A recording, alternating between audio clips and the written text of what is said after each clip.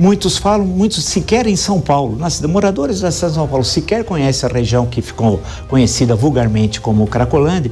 E a questão central hoje no nosso programa é uma operação de longo prazo, porque isso não se resolve de curto prazo, feita aqui na cidade de São Paulo, da prefeitura com o governo estadual, envolvendo diversos profissionais de diversas áreas, tanto da prefeitura como e com a participação também na parte de saúde pública, que foi essencial para esse processo, e o do governo do estado, uma questão chave que está lá no Rio de Janeiro no debate sobre o Rio. Recuperação territorial. Não é possível ter área sob controle do crime organizado em qualquer parte do país, muito menos na maior cidade da América do Sul, aqui em São Paulo. Segundo, combater o crime organizado de forma com inteligência, com informação e impedindo que ele se estruture e continue mantendo suas atividades e levando, no caso da Cracolândia, centenas e centenas de pessoas à morte. E a questão que se colocava também era uma questão de saúde pública, e isso também foi enfrentado. Mas não num toque de mágica. Eu não posso chegar à Cracolândia, decretar a partir de hoje a Cracolândia terminou e vou embora para casa, vou para o Palácio dos Bandeirantes ou para a sede da prefeitura no antigo edifício Matarazzo. Não é assim. É necessário ter um trabalho, e esse é que eu quero apresentar para vocês, porque eu conhecia por cima, e quando eu conheci um pouquinho mais profundamente eu fiquei impressionado. E ao mesmo tempo vai estar presente conosco, eu já vou apresentar os nossos convidados, um jurista, um criminalista que vai dar uma análise sobre a discussão em Brasília da mudança,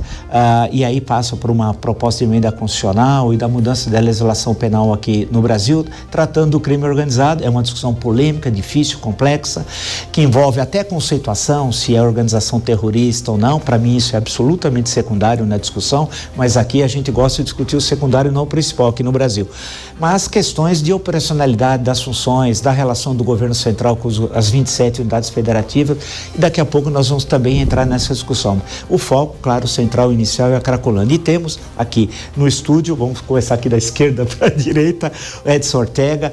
O Edson Ortega tem uma larga experiência na administração pública, Brasília, São Paulo, governo estadual, aqui na prefeitura, secretário, e conhece e é um dos articuladores dessa operação tão importante que foi feita, como eu digo, sempre de forma conjunta entre o poder municipal e o poder estadual. E temos aqui o Vilardi, que é tenente-coronel da PM, mestre e doutor em Direito Penal, que participou também e participa ativamente da ação da Cracolândia. Vai entrar conosco daqui a pouco de forma remota o meu amigo aí, o doutor Roberto Delmanto, que vai participar fazendo a conexão das questões aqui de São Paulo com essa discussão em Brasília. Foi transferida, vale lembrar, para terça-feira o relatório do relator indicado pelo presidente Hugo Mota, que é o secretário de Segurança aqui de São Paulo, que se licenciou do cargo e votou durante um breve período como deputado federal. Então, a discussão de Brasília, vamos entrar conectando com o doutor Delmanto. Vou começar com o tenente-coronel Vilardi. Quando se fala em Cracolândia, São Paulo, durante um período, a Cracolândia, só lembrar vocês que não são aqui de São Paulo ou do interior de outros estados, ou do mundo, que afinal muita gente nos assiste, é uma região no centro de São Paulo que estava sob domínio, muito tempo inclusive, do crime organizado. Prédios, ruas, tinha atividades, hotéis, lojas, comércio, virou uma espécie, daí veio essa expressão pejorativa, a chegada do crack, que é uma droga relativamente moderna de consumo aqui em São Paulo e no Brasil, né? É um fenômeno mais desse século do que do século XX, e era uma coisa que representava bem a inépcia e a incompetência do Estado. Era a olhos vistos, os moradores ficavam sequestrados ali na região, na prática, pela Cracolândia, pelos viciados, pelos traficantes, os moradores, né? Era uma situação anômala que precisava ser combatida. Como combater? E eu quero depois lembrar para vocês, façam sempre, se possível, uma comparação com o que a gente vê no Rio de Janeiro. O que está ocorrendo em São Paulo é o oposto do Rio. Não é só pela questão geográfica, a topografia da cidade é diferente, a área é mais restrita, não. Há uma concepção, um projeto que é diferente. Não vou entrar no mérito dos acontecimentos do Rio, que é outra história, mas nós estamos falando de uma outra coisa, feita de uma forma científica e com êxito, na minha leitura. Se eu estiver errado, vocês podem criticar, escrever, falar que eu estou a serviço da prefeitura, do governo do estado, que estou sendo muito otimista, não tem problema. Mas eu estou falando da realidade porque eu conheço a região, desde quando eu cheguei aqui em São Paulo, fui office boy, então passei por lá inúmeras vezes. Tenente Coronel Vilardi, como é que foi o início do processo? Ou seja, como é que foi possível a Polícia Militar certamente creio que com a Guarda Civil Metropolitana também, é ter o controle territorial. Primeiro, que eu acho que me parece, eu sei que tudo é conjunto, tudo se relaciona, controle territorial, combate ao crime, tinha a questão lá dos hotéis, onde estão os traficantes, onde estão os... e por aí vai. Mas a questão do controle territorial, como é que isso ocorreu? Por favor.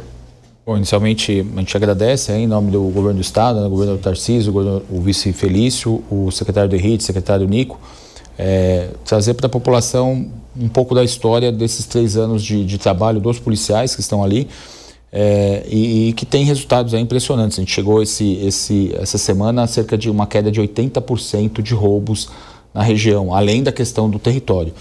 Mas acho que o grande diferencial foi a coragem do governador, já no início do governo, designar o vice-governador pelo governo do estado e em conjunto com a prefeitura também, os secretários municipais, para que fosse feita uma abordagem interdisciplinar e focado exatamente em diagnosticar e retomar esse território, devolver esse espaço para a população.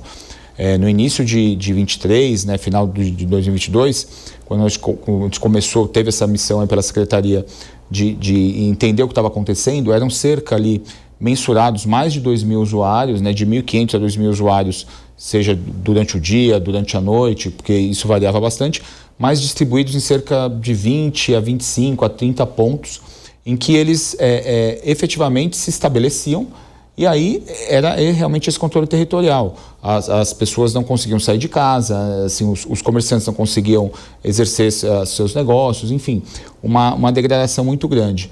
E o primeiro, acho que o grande ponto, o diferencial dessa intervenção, as polícias elas trabalham lá há anos, tentando resolver esse problema. Acho que o diferencial foi exatamente ter a paciência de não querer um resultado imediato.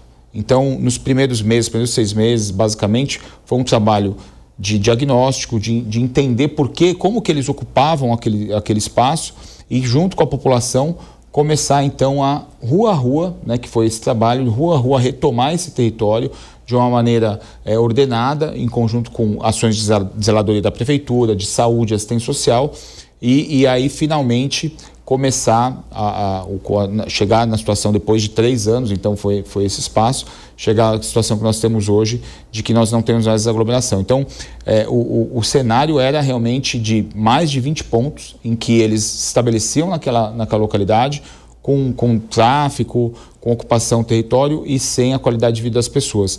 O trabalho foi exatamente começar a identificar, ao invés de simplesmente uma ação policial, uma ação conjunta. Então, as polícias começaram nesse trabalho de rua a rua, além de retomar esse território, a partir do momento que eles iam se concentrando, os policiais sendo treinados e aí passando a qualificar, identificar a CPF, identificar se era um criminoso procurado e aí aplicar a lei e capturar, se era um criminoso que estava descumprindo pena, descumprindo alguma regra legal e aplicar a lei, comunicando o judiciário, então parceria com o judiciário.